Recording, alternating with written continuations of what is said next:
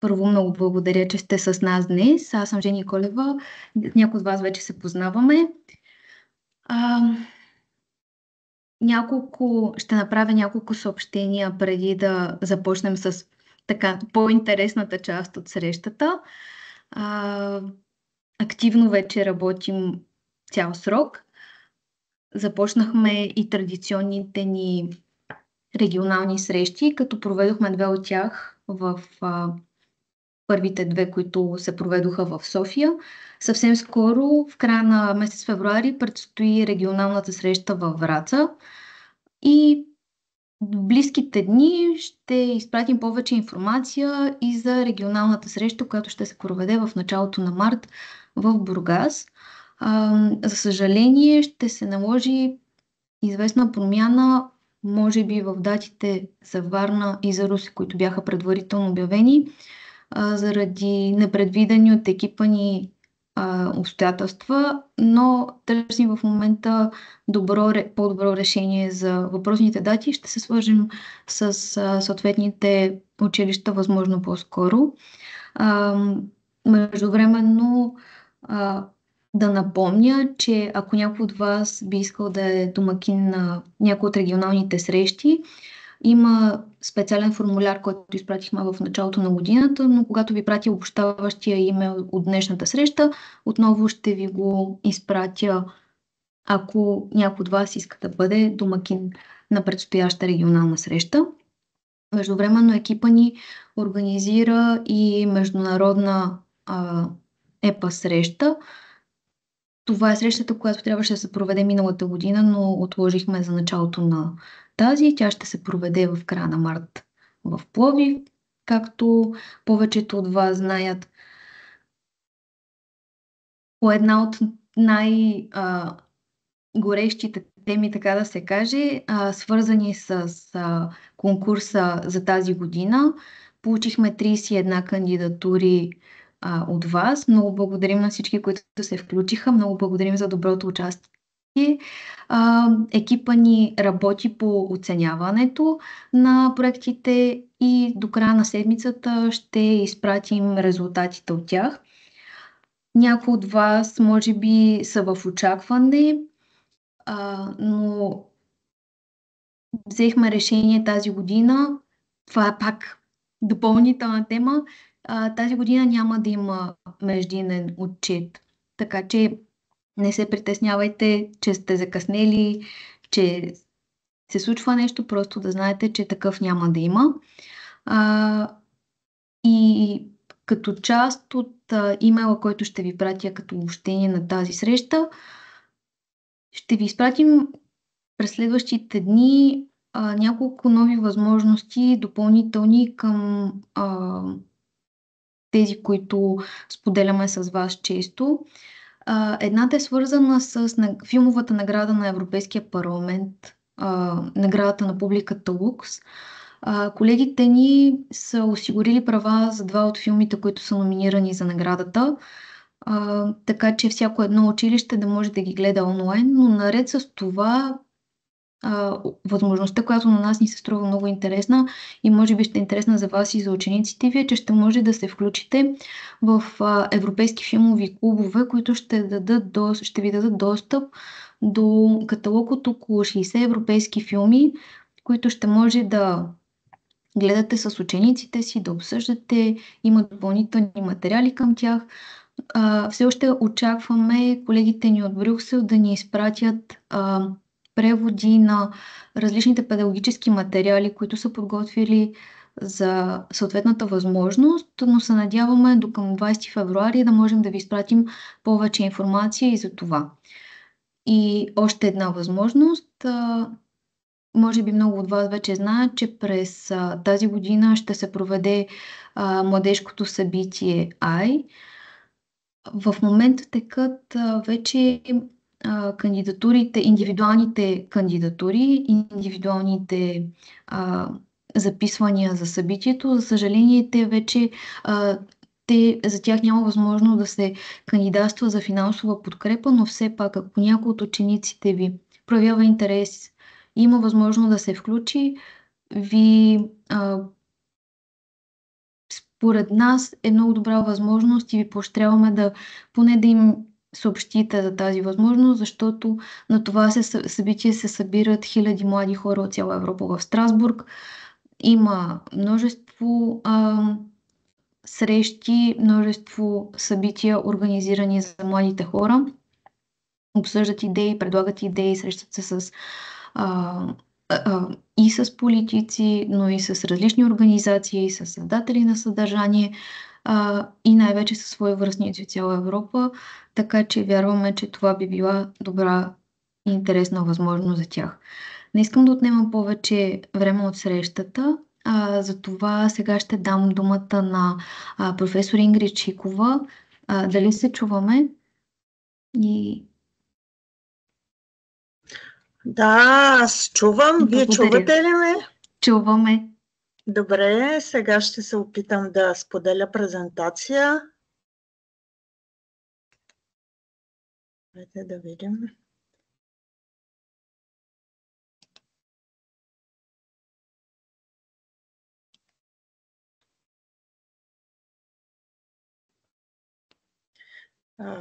Вижда ли се презентация? Да, виждаме. Виждате? И вече е на пълен екран, да. Да, супер. Да, добре. Колеги... Да, може би да започнем от първи слайд. Да, ето сега ще започнем от първи слайд. Само е тук долу да изчистя това. Ето сега мисля, че всичко е наред. Здравейте, колеги! Макар и онлайн, наистина много се радвам. Някой от вас не ви виждам, но знам, че сте тук. Така, душевно чувствам, че сте на линия и тази енергия, която имаме, макар и онлайн, нека си я запазим, за да продължим да работим по тази толкова интересна и толкова вълнуваща програма. С някои от вас вече години наред работим, други са нови, но надявам се работата ни да бъде интересна и да бъде взаимно полезна. Каква е моята задача днес? Както винаги, много трудна, защото за много кратко време аз ще се опитам да ви кажа някои актуални неща от дневния ред на Европейския съюз. Може би някои от вас са чували за някои от тях, други не са. Знам, че вие сте хора много заети с учениците и не винаги имате възможност да следите точно какво и защо се случва, но в Европейския съюз. Но това е моята задача, да се опитам систематизирано да ви кажа няколко думи по този въпрос и разбира се, след това ще имате възможност да зададете въпроси и аз да се опитам да ви отговоря. Най-напред искам да започна с нещо, бих казала, много положително. Мисля, че всички ние имаме нужда от положителни новини. И искам да споделя с вас резултатите от последното и ново проучване на Евробарометър. Знаете, че Евробарометър е проучването, което показва какви са нагласите на европейците. Това ново проучване на Евробарометър, което е от ноември месец, показва високо доверие в Европейския съюз. От 17 години насам не е имало толкова високо доверие. 51% от европейците се доверяват напълно на Европейския съюз. И 61%, както виждате на слайда, са оптимисти за бъдещето на Европейския съюз. Аз мисля, че това се дължи до голяма степен и на факта, че в тази сложна обстановка в света, всички знаем какво се случва около нас, тук в Европа, какво се случва в света като цяло, в Съединените щати и така нататък, че ние като граждани на Европейския съюз разбрахме, че нашето бъдеще и даже бих казала, че и нашето настояще е в Обединена Европа, в Обединен Европейски съюз и може би и на това се дължи по-високото доверие. Интересно е за нас като кандидати за еврозоната и високото доверие в еврото. Европейците, освен че искат силен, независим, устойчив Европейски съюз, смятат, че общата валута е нещо много положително. Като цяло Европейския съюз, виждате, че 74% от респондентите подкрепят еврото, а в еврозоната това са 81%. Така че наистина това са интересни данни. Ето тук на този слайд пък можете да видите каква е графиката на доверието към институциите. И мисля, че не е очудващо, че Европейския съюз има най-високо доверие, за разлика от националните парламенти и националните правителства. Сигурно има защо това да е така, но сега нямаме много време да разискваме този въпрос. Ето го отношението към еврото. Виждате, гражданите от еврозоната са в най-високата част, т.е. 80% от тях харесват еврото. Този спад, който е бил 2014-2013, 60%, вече доста е нараснал. И още един или два слайда искам да ви покажа от това проучване. Гражданите имат дневен ред, който се следва, бих казала, доста стриктно от Европейския съюз и от Европейския парламент частност. Виждате, в средносрочен план гражданите биха искали Европейския съюз да предприема мерки в сигурност и отбрана, в миграция и в икономика. Това са на първите 3 места. Климат и околна среда, след това здравеопазване и така нататък. Вие ще ги видите надолу. Наистина това са важните теми, по които се работи в момента в Европейския съюз и след малко ще ви кажа какво се случва по тези теми. Що се отнася до краткосрочния план, т.е. през настоящата година, какво биха искали гражданите да се случи през тази година и кои от действията на Европейския съюз наистина биха оказали положително въздействие върху нашия живот. На първо място, и мисля, че аз бих се присъединила към това първо място, гарантиране на мира и на стабилността. Иска ни се вече да не виждаме и по екраните на нашите телевизори, и в живота ни е непрекъснато да се говори за дронове, за бомби, за загинали хора. Регулиране на миграцията, това особено е важно за някои страни. И разбира се, проблема с храните, с промишлените доставки, с здравеопазването и надолу може да видите всички останали теми. Нарочно съм изписала тези теми, защото може би, преглеждайки ги, след като получите презентацията, ще ви дойдат някои идеи какво да обсъждате с учениците. Тъй като наистина това са теми, които биха могли да бъдат част от вашите дискусии. В последните седмици сякаш много ми е на сърце тази тема за здравеопазването, не само заради грипната епидемия, а заради тези истории с вейпове и загинали деца. И си мисля, че този проблем е добре да бъде обсъждан и може би в една от следващите наши срещи можем да поговорим и по този въпрос. Какво се случва в Европейския съюз във връзка с тези приоритети и бих казала тези желания на гражданите? Според мен от всичко, което следя и чета за събитията, които се случват, за това, което предприема Европейския съюз, има две, бих казала, ключови думи. Едната е сигурност, другата е конкурентоспособност. Какво прави Европейския съюз и какво можем да очакваме във връзка с тези ключови приоритети през настоящите първи 100 дни на комисията, а и малко по-късно до края на годината? Колеги, на този слайд съм изброила основни документи, които се очаква, някои вече излязоха, да бъдат представени като инициативи на Европейския съюз, да бъдат обсъждани и изобщо да се превръщат постепенно наистина в компаси, в нещо, което ни ръководи в следващите години. На 29 януари беше представен компаса за конкурентоспособността. След малко ще кажа нещо за него.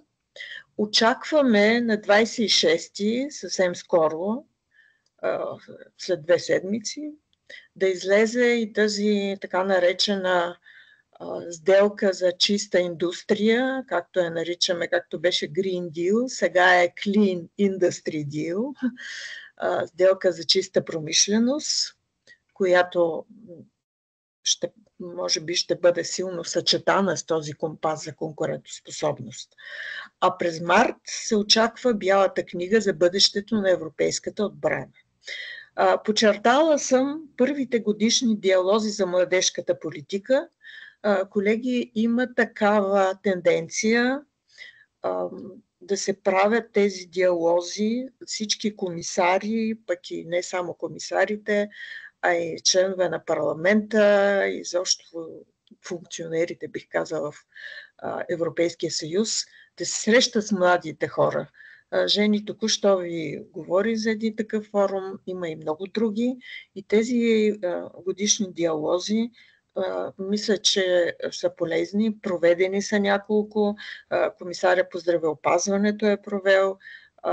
Преди това имаше и други за иновации, но следете тези годишни диалози, мисля, че от тях излизат интересни неща. Другият документ, който се очаква, това е визия за селското стопанство и храните, около 19 февруари, също съвсем скоро.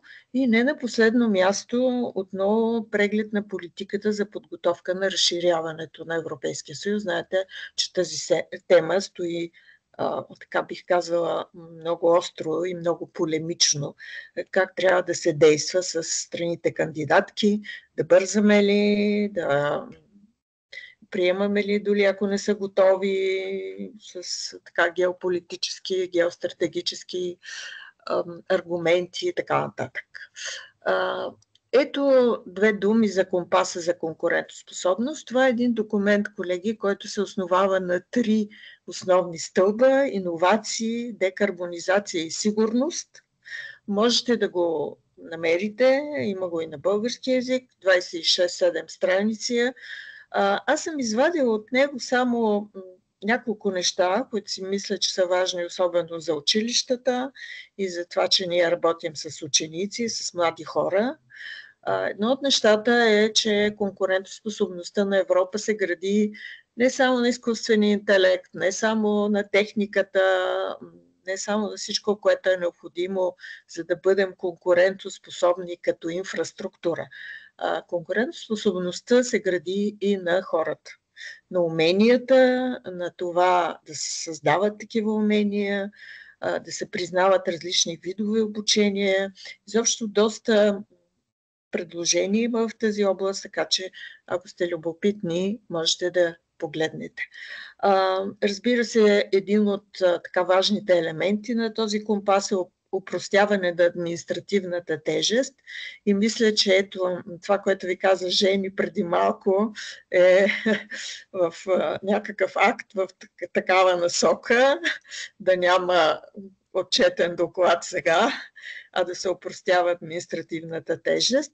Въпреки че аз си мисля, че когато вие попълвате тези отчети, това е не административна тежест, тъй като всъщност вие разказвате какво сте направили и това е много хубаво. И разбира се, създаването на така наречен специален фонд за конкурентоспособност, особено за малките и средни предприятия. Тук съм ви извадила на 2 слайда да погледнем къде се намираме по конкурентоспособност. Това е една световна организация, която изчислява специален индекс на конкурентоспособността, доста сложна методология, но по-скоро това, което исках да ви покажа, от 67 държави, които са класирани, Вижте кои държави от Европейския съюз влизат в първите 15. Дания, Швеция, Нидерландия, Финландия и Ирландия. Това са повечето северни държави. Къде сме ние? Сложих един слайд, за да се видим. Ако погледнете долу в слайда, България за сега е на 58-о място. Ние тук сме заедно с редица други държави от Европейския съюз. Виждате Словения, Гърция, Хърватия и така нататък. Защо поставих тези два слайда? Защото един от приоритетите е тази конкурентоспособност да се разпростре не само върху държавите, които и без това са конкурентоспособни, а наистина от тук нататък, включително и регионалната политика, да бъде насочена именно към сближаване на тази конкурентоспособност. Да може от всичко, което се случва и в сферата на изкуствения интелект, за който след малко ще кажа, да могат да се възползват и страните, които за сега са с по-ниска конкурентоспособност. Колеги, днес в Париж се провежда световен форум на високо равнище за изкуствения интелект. Там е пристигнал заместника на Тръмп, Ванс, който говори по този повод. Какво се случва на този световен форум? Там проличаха много ясно различията между подходите на Европейския съюз и на Съединените щати относно регулирането на изкуствения интелект. Вие знаете, че Европейския съюз е първата организация, която започна да регулира този изкуствен интелект и да има специален акт за изкуствения интелект, тъй като той колкото е полезен, толкова трябва да се предпазим от някои неща, които биха могли да се случат при безконтролното му използване. И ние сме говорили с учениците по този въпрос. За съжаление, Съединените щати казват, че това, което прави Европейския съюз, им харесва. Те искат едва ли не по-слабо регулиране. Какво обяви Урсула фон дер Лайен преди малко? Каква е амбицията на Европейския съюз? Тя обяви една инициатива за мобилизиране на 200 милиарда евро за инвестиции. Това ще бъде публично-частно партньорство, включително и нов европейски фонд от 20 милиарда евро за така наречените гигафабрики с изкуствен интелект. Знаете, че в края на миналата година бяха обявени 7 такива с по някакви стотици хиляди чипове. Аз никак не съм експерт в тази област, но мога да ви кажа в кои държави се намират тези 7 и сега са предвидени още 4 или 5 в Испания, в Люксембург, в Италия, в Германия, Швеция, Финландия и Гърция. Не знам дали можем да се надяваме една от следващите гигафабрики да бъде и в България. Ще бъдем свидетели, може би от нас зависи да бъдем по-активни в тази област.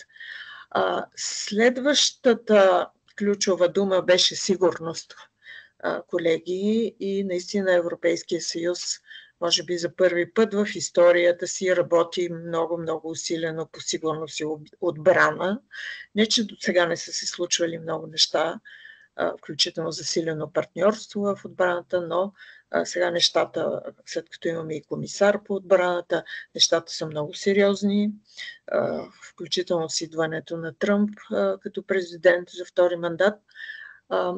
През март, както вече ви казах, очакваме бяла книга за бъдещето на европейската отбрана. На 3 февруари имаше Европейски съвет, който знаете, че събира лидерите на държавите членки и лидерите се съгласиха, че имаме редица пропуски в своята отбрана, както виждате, въздушна, противоракетна и така нататък. Всички сме свидетели на тази история от преди 2 дни над българското летище в София с този странен дрон, който попречи на 6 полета, така че наистина има какво да се желая в тази област. И тук съм ви сложила някои данни за изразходваните средства за отбрана. Имаше голям спор между лидерите, как и откъде да се доставя оръжие, има различия в мненията. В момента около 63% от военните поръчки на Европейския съюз се правят в Щатите за модерно оборудване, само 22% от европейски компании. Франция, подкрепена от Гърция, силно настоява от тук нататък поръчките да се обърнат като процент, т.е. 60% да бъдат от български, от европейски фирми, а по-малко от американски и от други държави. Полша пък и балтийските държави по-скоро смятат, че трябва да се внася американско оборудване, така че тук има спорове по въпроса. Другата тема, която не може да бъде избегната, тъй като е наистина много актуална, тази нощ реално Тръмп обяви това, което беше доскоро само заплаха, обяви 25% мито за внос на стомана и алуминий. Това са мита, които трябва да влязат в сила от 12 март. Европейският съюз казва, че ще отговори твърдо. Ще бъдем свидетели тези дни, какво ще се случи. Но, колеги, търговските войни, от тях не печели никой. Както съм написала, дори и наблюдателите. Аз в момента така се опитвам да направя едно проучване за съществувалите търговски войни и какво се е случило след такива търговски войни. Така че в някои от следващите срещи, ако имате интерес към този въпрос и след като видим каква ще бъде реакцията на Европейския съюз, може би можем да поговорим и за това. Не на последно място, колеги, многогодишната финансова рамка за следващия период. Може би някой от вас ще каже, сега сме 25-та, началото къде? Тя 28-34-та. Колеги, винаги се започва обсъждането на многодишната финансова рамка поне 3 години предварително. Може би някой от вас си спомня, може би не. България беше ротационен председател на съвета през 2018 година. 2018 аз имах удоволствието през март месец да бъда модератор на първата дискусия за финансовата рамка, която е настоящата, която е до 27 година. Така че има какво да следим по тази многогодишна финансова рамка, защото знаете, че това е всъщност 7-годишния бюджет на Европейския съюз. А бюджета на Европейския съюз не е само финансово упражнение, не е счетоводно упражнение. Това са политиките на Европейския съюз. И сега, преди да започнем, добавих този слайд, който не съществуваше в първоначалната версия, просто защото днес ще се състои вечерта дискусия на комисарите, на членовете на Европейската комисия за подготовката на многодишната финансова рамка. Знаете, че Европейската комисия е тази, която трябва да представи предложението. Държавите членки са поканени да представят свои идеи и Испания вече го е направила. Тя е първата държава, която представи своята идея, която вероятно тази вечер ще бъде обсъдена.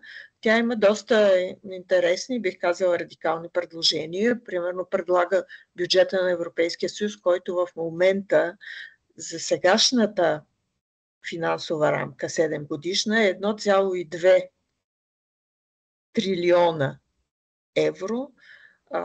Испания предлага да бъде удвоен този бюджет и има свои аргументи за това, предлага нови източници и така нататък. Какво още да очакваме? Всъщност на 20 и 21 март ще има първа дискусия между държавите членки, както беше в България на времето. Сега може би ще бъде някъде в Полша, тъй като Полша е ротационен председател. И ще започнат първите дискусии, изказване на идеи, дали да се увеличава бюджета, как да се действа.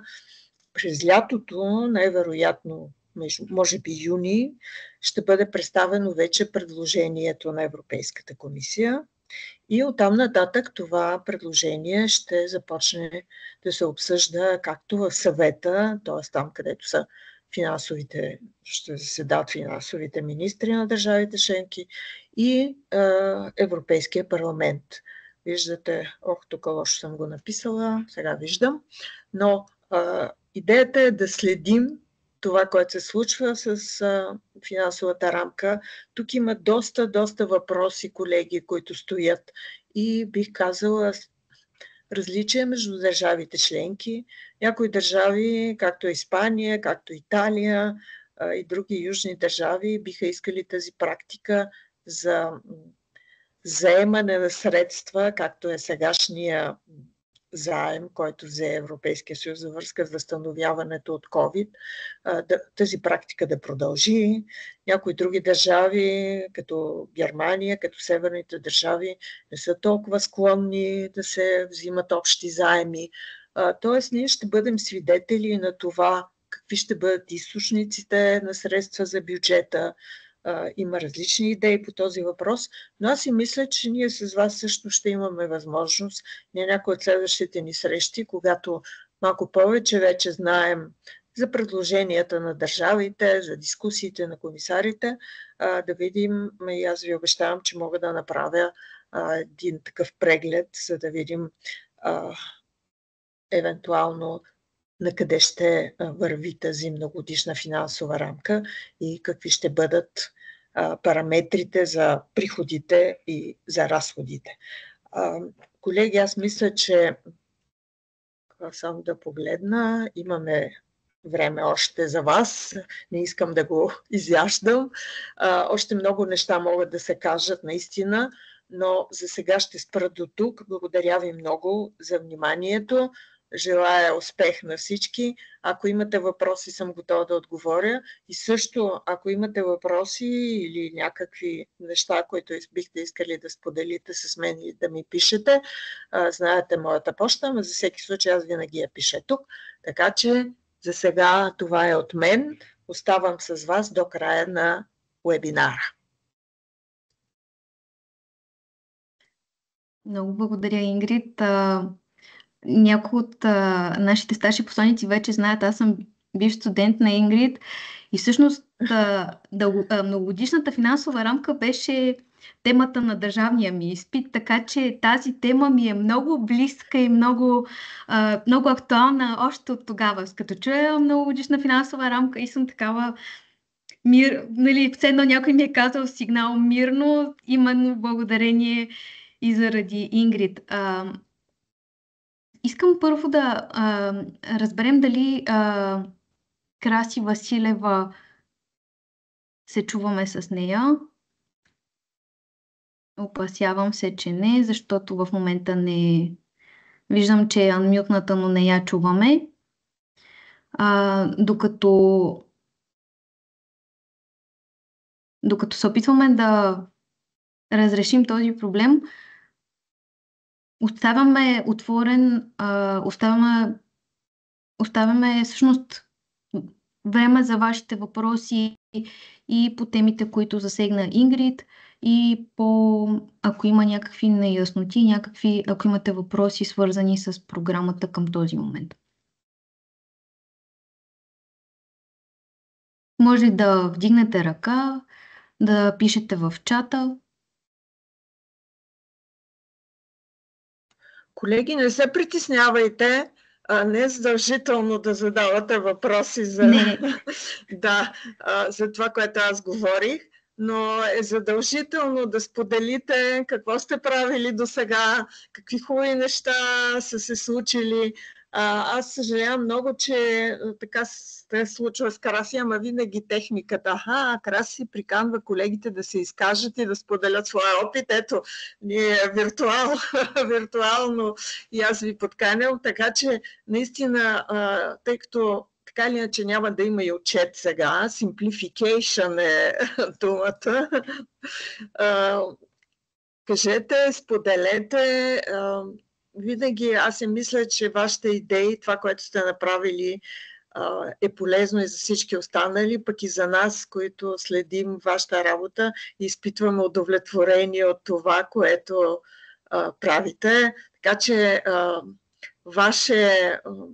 ваша ред е сега. Имаме време за това. Слушаме ви.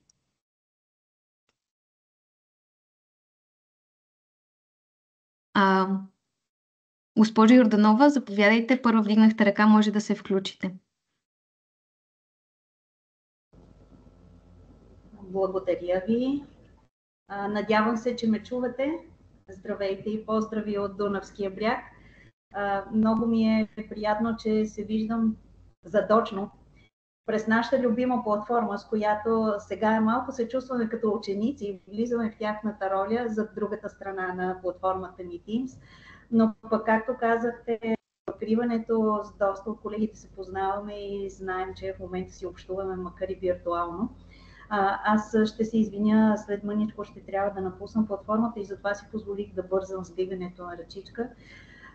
Но тъй като загаднах и професор Шикова идеята за тази равноправност за Европа на различните обороти, различните региони, аз се радвам, че имах възможността тази година нашата гимназия с преподаване на чужди езици Йордан Радичков от Видин да бъдем одобрени в новата вълна училища посланици.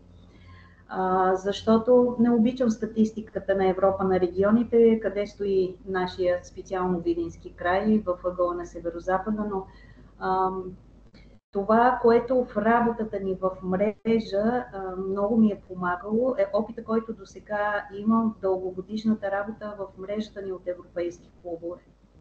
И благодарение на това, че чрез мрежата имаме възможността да общуваме с колеги, да споделяме опит, да сме актуални с тази евротематика, бих казала лично за себе си, че това някак си ме поддържаше и ме мотивираше в такъв край на България, в който работиш, да виждаш смисъл, да продължиш напред като част от мрежата, а и да излезеш малко от нея, разширявайки се всички тези програми.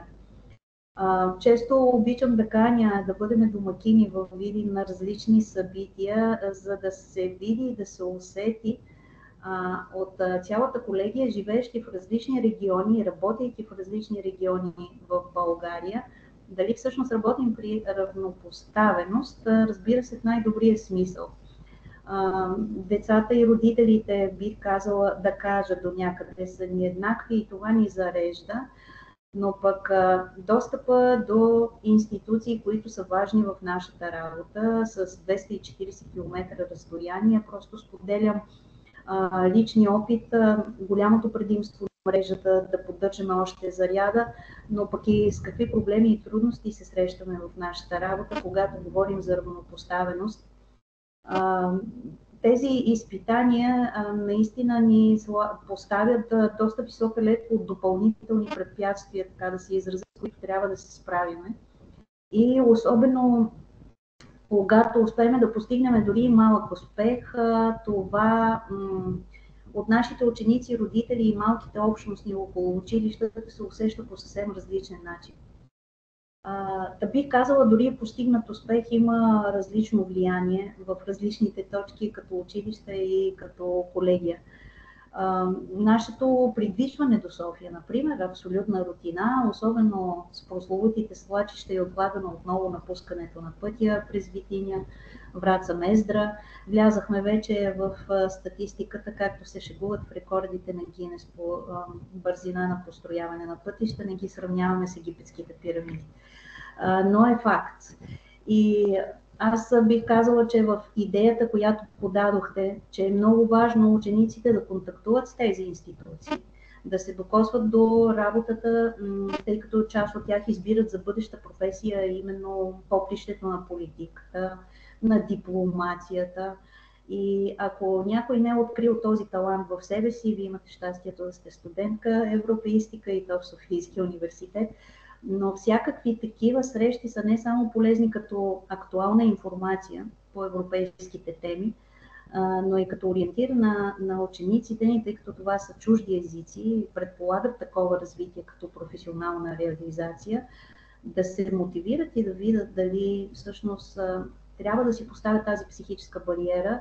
Ние сме от такъв край на България, нямаме шанс. Огромни усилия ми отне възможността да убедя посолства, и то висок ранг дипломати, лично превъзходителствата посланици, че има смисъл да протегнат ръка на наши ученици. И тук вече беше предизвикателството, тъй като не всички могат да си финансират пътуването, да работиш с много местни институции, за да можеш да осигуриш финансите, да мотивираш и самите местни институции да станат част от твоята програма. Тоест, поделям опита, че едно училище посланик, поне моя личен опит от тук, за да стигнем до посолството на Франция в София, в България, и да се срещнем с посланника, това включи работа, ангажимент и предложение за участие на местните институции като част от нашата работа през тази година. В лицето на общината също срещнахме голямо разбиране и отново голяма подкрепа, пък и да имаме възможността посланици да дойдат в град Видин и да бъдат част от обучението в гимназията. Втория момент да разширим тази дейност като обхват е моето решение е един от старши посланиците да не е учител, а да е председателя на учителното настоятелство. И това е млада, така амбициозна дама с много голям размах като работа с различни институции, тъй като е била дълги години журналистка. И ето как родителите станаха част от нашата работа. Те ни подкрепят всячески. Вече взях периодично, като чуят, че имаме някаква дейност, звънят и питат: бих искал да ти предложа това и това можем да направим, можем да отпечатаме за децата, можем да ви намерим спонсори за фланелките, които да бъдат с отличителните белези, и това го направим вече. Посредник ни бяха в преговорите за осигуряване на транспорт. Тоест, ето една малка крачка, с която и самите родители станаха доста съпричастни. И от празника ни на 9 май и гвоздия на всичките ни дейности, и те ще бъдат много така активни. И разбира се, медиите тук направиха така, че накараха самите родители да водят диалози с учениците, с собствените си деца вкъщи. Много ми беше приятно, като казаха сега как слушат новини и че за първи път те сядали да слушат новини и се опитвали да изказват мнение. Или казаха: ето господин Ковачев вече в София, с когото имахме среща, това нещо ни го обясни, не дейте да се песимисти за еврото, еврозоната. Той ни обясни защо трябва да се забави поканата, нали, за наша оценка. Бяха много впечатлени родителите от това нещо. Подавам няколко идеи. Първо, че много по-трудно се работи в такъв край на България. Имам късмета, че училището ни наистина е статут на любознателни деца и то с чужди езици. Но изпитанията, организацията, мотивацията, привличането на още хора и институции да работят с тебе става доста по-трудно. И особено когато искаш с толкова много хора и институции да срещаш учениците, това вече е и сериозно финансово изпитание. Това е моя скромен опит, с който споделям така ефекта върху ученици, как лесно ангажирахме родителите през настоятелството. И сега, тъй като те работят в различни институции, наистина имаме много интересни предложения от самите тях. Оказаха се, че те, макар и пораснали, също са доста креативни хора, заедно с децата си. Благодаря на всички. Много е хубаво, че имаме възможност да работим по други линии с колеги и по този начин да си обменяме това, което сме направили. С колегите от София ще ни дойдат на гости във Видин. Ние сме в една вълна, нови сме и заедно ще направим тук съвместно обучение във Видин. След това и колегите от Попово също ще бъдат по програма Иновативни училища във Видин. Също ще се опитаме и с тях да направим общи дейности. И това за ученици в такъв край на България е много зареждащо. Тоест живата подкрепа и на институции, и на хора като общност. Много благодарим и ние много благодарим, госпожа Йорданова, особено за училище, което е за първи срок, реално, дори все още не е за цяла година за постигнатото до този момент, за да... Едно ниво. Да, благодарим много. Виждам госпожа Добрева. Заповядайте. Здравейте от Попово. Ние също сме нови тази година в програмата и искам да споделя моя опит, който през този срок сме придобили. Надяваме се да продължим да работим така активно.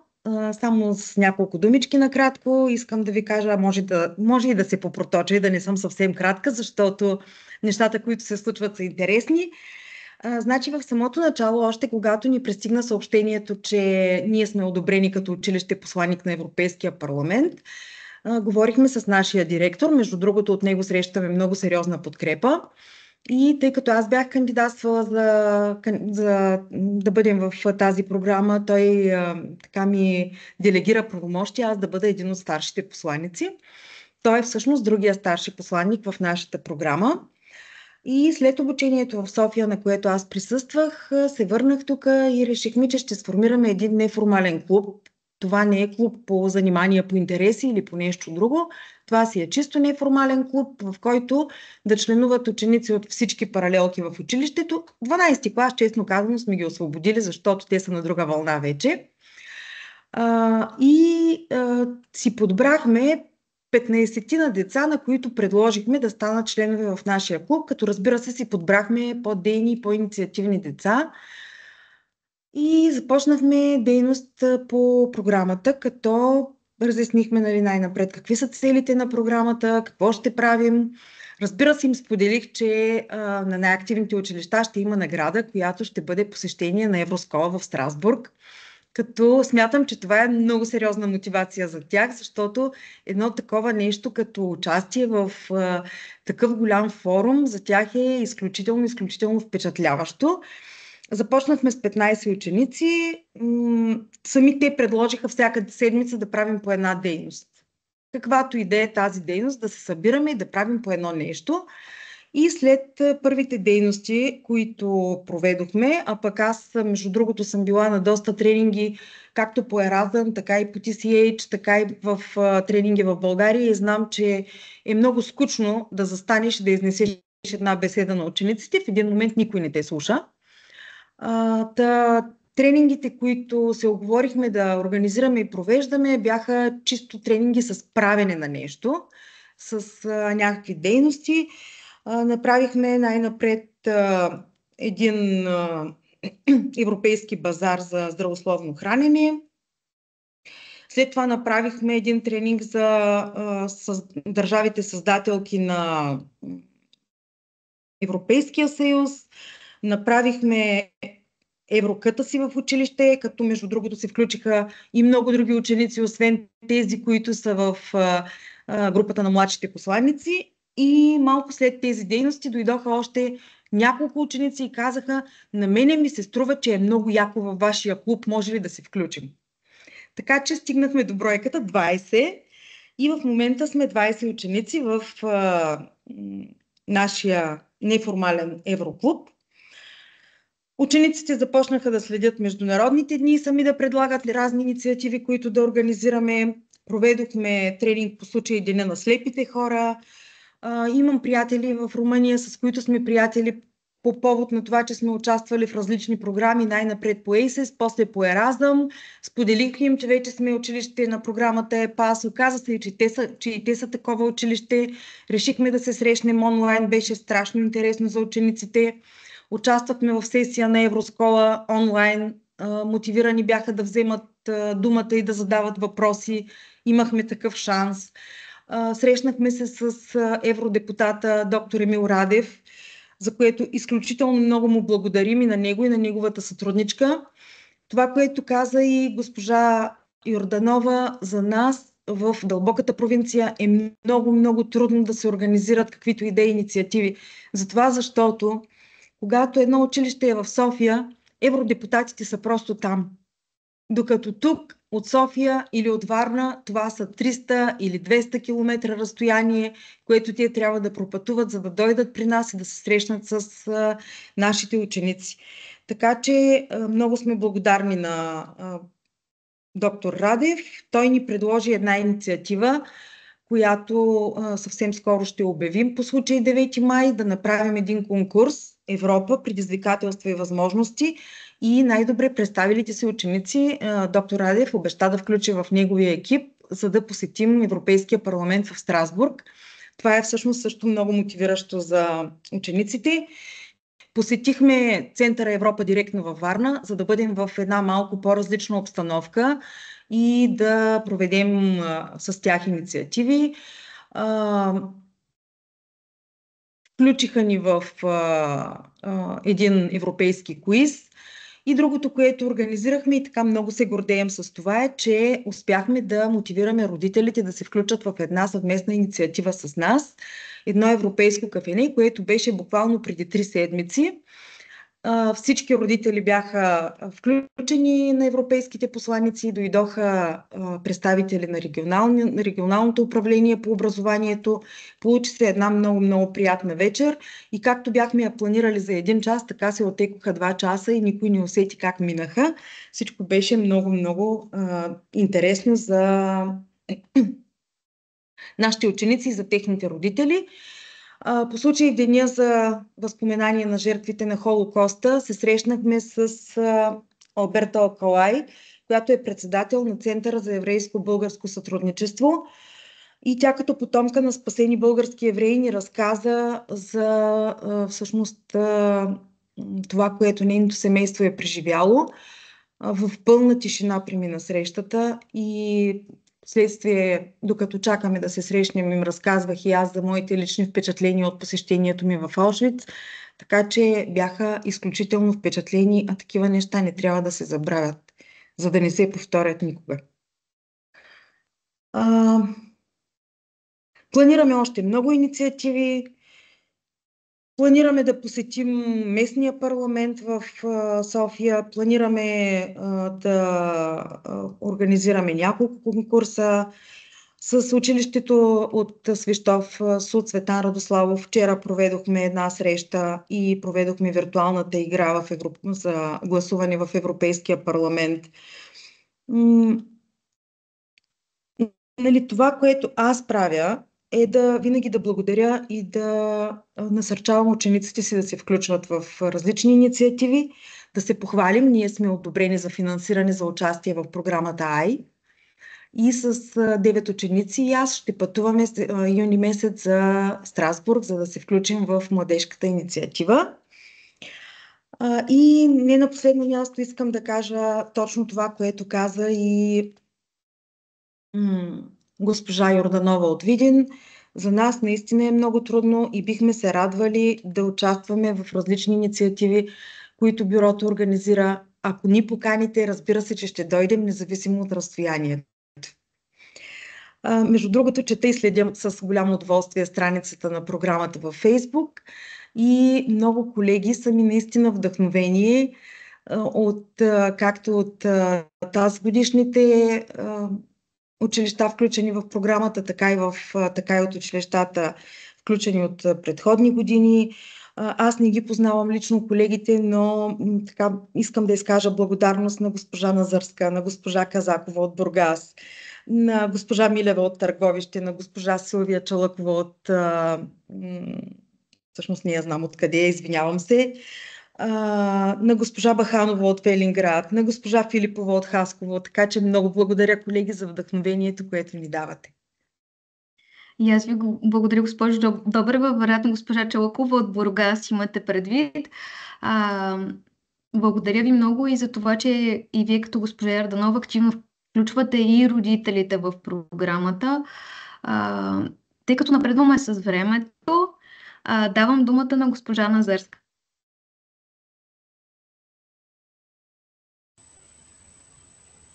Здравейте! Само за 2 минутки аз исках да взема думата, защото ние сме училище посланник от първите 10 училища, които започнахме през 2016-2017 учебна година. И много се радвам на новите колеги и групи от ученици. Чудесни са. Това е начина да създаваме у учениците интерес по различен начин. Наистина на тях им е интересно, чувстват се полезни, обичат да общуват, да споделят, да помагат. Нещата, които правим в европейските клубове и по тази програма, са различни от всичко останало, което се случва в училище. Ние в Радомир също е малък град и радомирци са с дебели глави и много е трудно да им променим понякога мнението за Европа, за Европейския съюз, за Шенген, за тези неща, но с помощта на учениците вече колко години станаха и съм горда да споделя, надявам се, че тя е успяла да се присъедини, моя ученичка Ния Кирилова, която беше от първите посланици, младши посланици през 2017 година, когато започнахме. Сега се върна в училище като преподавател по английски, като мен. И естествено я направихме старши посланник. Мисля, че сме първото училище, в което младши посланник стана старши посланник, също така. Продължаваме да работим. Темите са интересни за децата, особено темите, които бяха на първата регионална среща в София за киберсигурност, фалшиви новини. Няма да посочвам дейностите, защото да не губя времето, да дам думата на останалите колеги. Хубаво е да участваме в програмата и за нас самите учителите. Честно казано, на мен също ми харесва. Нещо различно от обичайните дейности, влизаш, излизаш от час и така нататък. Много е хубаво, благодаря и за учебните помагала, които ни предоставяте, картите.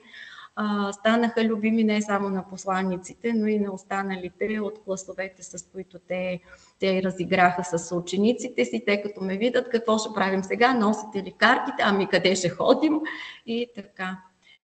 Благодаря на програмата. И аз много благодаря, госпожо Назърска, че толкова години продължавате да сте активни и, както стана ясно, да вдъхновявате и нови, и по-опитни старши и младши посланици. Сега давам думата и на госпожа Колева. Заповядайте. Здравейте, аз съм Диляна Колева от Хасково, старши посланник. Ние за трета година работим вече по програмата. Ще бъда много кратка. Искам да изразя радостта си от това, че сме включени в програмата. Извинете, имам някакъв проблем с камерата, само ще я спра, че не прави връзка. За децата е изключително силно мотивиращо. В началото аз лично се страхувах как ще тръгнат нещата, но сега, както казаха и колегите, те просто ни гонят по коридорите. Госпожо, кога ще се видим, какво ще правим, имаме идеи. Даже последно се включихме в проекта за предложение за дейност. Събирахме се даже вечер онлайн в Teams. Те имаха толкова много идеи. Просто това е една прекрасна програма за децата, за младежите. Нещо, което на нас много ни помага е да работим извършваме съвместни дейности с други училища, посланици, както и с чуждестранни училища от програмата Еразъм+. Сега чакаме гости от Португалия, от Германия, отново подготвяме дейности и децата са изключително вдъхновени, нямат търпение за това. Също нямат търпение за регионалната среща в Хасково, така че с търпение чакаме да разберем датата, може да сте публикували, но просто в многото дейности да е заминала някъде и чакат да се видят. Може би ще кандидатстваме, може би да бъдем училище домакин. Надяваме се да получим одобрение от нашата директорка. И това е като цяло просто изключително благодарни сме, че сме включени в тази програма. Много благодаря. Срещата в Хасково ще бъде в началото на април, но ще получите допълнителна информация за това. Радвам се, че споменахте сътрудничеството между училищата. Поощряваме ви да се свързвате помежду си, да си организирате било то и онлайн срещи, когато няма възможност на живо. Както и ако успявате и с eTwinning платформата с колеги, които са от цяла Европа. И тъй като вече наистина много напредваме с времето, давам последно думата на госпожа Милинова. Заповядайте. Здравейте от Свищов, още един град в Северна България, на брега на река Дунав. Ние сме ново училище, включено тази година. Аз само ще благодаря на учителите от старши посланиците от Пловдив, на Йорданка Калистрина, на госпожа Снежана Добрева, с която побъркахме нашия учител по информационни технологии, за да направим играта. Той 2 дена само с това се занимаваше. Мисля, че успяхме, поне така в началото. Ако има други колеги желаещи, госпожа Добрева ще им обясни цялата методика на това. Имаме си вече кът, който днеска, между другото, е украсен с знамената на всичките 27 държави. Голяма благодарност на хората от поддръжката, които ни помагат и за цялата организация. Свързахме се с господин Новаков. Аз писах на доста евродепутати. Знам, че те в момента са много натоварени и младши сътрудника на господин Новаков, една дама, ни отговори, че той в момента за февруари месец има натоварен графика, но за следващия месец ще ни имат предвид, доколкото така обясни, ще имат посещение в региона. Знам, че Свищов е на никъде, знам, че сме малък град, но ако ни успеят, поне ни увериха, че онлайн ще се свържат с нас. А на младшите посланици съм им дала една бойна задача да влезат като актьори и да изиграят пиесата на госпожа Ингрид. Искам да ви кажа, че получих... може ли това да го прочита, че няма да го запомня? Може ли да сменим героите и да бъдат 2 момичета, 1 момче? Викам, добре, ще питам автора, защото нямаме авторски права. Така че с последно като заключение на децата им е страшно интересно, защото успяваме в часовете по английски, по история да вкараме неща, които те ги изучават, но по съвсем различен начин, включително и с Kahoot, с различни игри, които ги карат да се замислят извън на рамката образователната, която имат в училище. Интересно им е. Искат и други деца да се включват. Така 330 деца са в нашето училище. В един момент и аз вече изпушвам. Така че, госпожо Ингрид Чикова, разрешавате ли да променим малко сценария, да са 2 момичета, 1 момче? Естествено, че разрешавам. Аз съм казала, че можете да проявявате творчество, можете да променяте в зависимост от региона, може да вкарате нещо за Дунава в пиесата. Щом на децата им харесва, разбира се, че можете да го направите. Аз също бих искала да кажа само някакво заключителни изречение, тъй като казах Дунава, колеги от Дунава, Свищов, Видин. Това са най-прекрасните места, Русе, най-прекрасните места в България. Имайте самочувствие, не сте затънтени в никакъв случай. Щом сме край Дунава, не може да е така. Аз също съм родена край Дунава и се гордея с това. Така че, може би, тук със съдействието на бюрото трябва да направим нещо и в тези градове, за да усетите, че това не е така. Колеги, много се радвах преди, може би, 2 седмици. Имаше 2 английски професори от университета в Бирмингам, които изнесоха лекция в Софийския университет. И имаше студенти от международни отношения, от политология, от европейстика. И след като свърши лекцията, при мен дойдоха няколко студента, не от моите от европейстика, други. И казаха, ние много се радваме да ви видим. И аз казвам, вие кои сте, защо се радват? Ние бяхме младши посланници.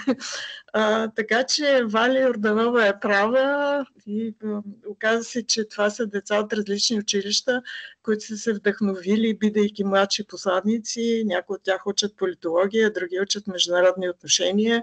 Разбира се, да не забравяме европейстиката. Така че наистина програмата вдъхновява. И да ви кажа, като ви слушам, и мен ме вдъхновявате. Ще взема да напиша още една пиеса. Добре, колеги, желая ви успех. Не се притеснявайте. Ако имате такива въпроси, пишете ми, но за пиесата, като я поставите, ще ми пишете как се е случило и дали се е харесало.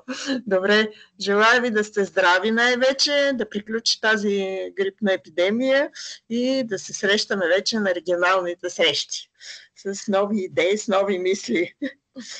Добре. Благодаря ви и аз. Всъщност използвам повода да напомня, следете групата на програмата във Фейсбук, където част от нещата, които бяха споменати днес, също ще откриете информация за тях. Отново искам да ви благодаря на всички, които се включихте в срещата днес, на всички, които ще гледат след това записа, на всички старши посланици. Но моля ви, пратете много поздрави и на младши посланиците, които отделят от времето си да се занимават с училищна дейност в извънучилищно време. Наистина оценяваме много, много, много и вашата дейност и ангажираност, но и тяхната, защото знаем, че е трудно да се задържи вниманието на младите хора, все по-трудно и наистина сме много щастливи и много горди, че имаме възможността да работим с вдъхновяващи хора като вас и съответно с вашите ученици. Много ви благодаря за днешната среща. Малко до края на седмицата ще ви изпратим обобщаващ имейл с информацията, с нещата, които обсъждахме днес, с допълнителни линкове и съответно с линк към записа на срещата. Нашия екип, както винаги, остава на разположение. Ако имате въпроси, ако имате коментари, винаги сме на линия. Благодаря ви много, че отделихте от времето си днес. Желая ви хубав ден и, както каза Ингрид, бъдете здрави. Поздрави от нас!